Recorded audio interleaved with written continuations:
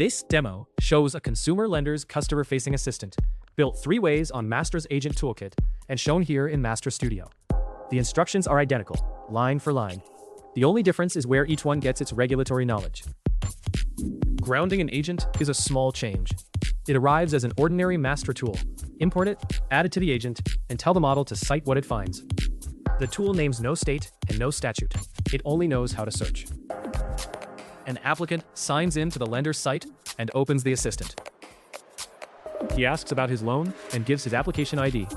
He never says which state he lives in. The answer comes back, and it isn't good news. Marcus's home improvement loan was declined. An automated underwriting model scored him 611 against a cutoff of 640. Everything the lender now owes him follows from that one line. This assistant has no regulatory data of its own. It explains the federal notice he'll receive and stops there. Nothing it says is wrong. It is also incomplete. Now the same question to the agent with live web search. Word for word identical. Same applicant ID.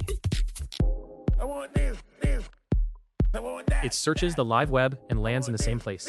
Declined, the same 611 against a 640 cutoff. And everything it lists under what happens next is federal. The adverse action notice, the credit report disclosure, the 30-day rule.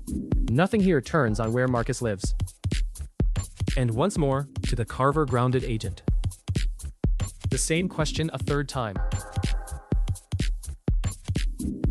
Same question, same denial, the same 611. But this one adds what the other two missed. Colorado's Artificial Intelligence Act.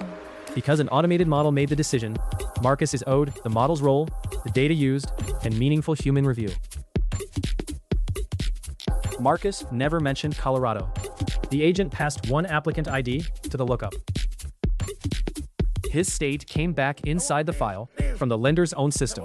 That is what the agent had to work with. It searched Carver with that situation, and the Colorado statute came back. The issuing regulator, the date, and what changed. Every step of it visible in Mastra's tracing. A different applicant now in California.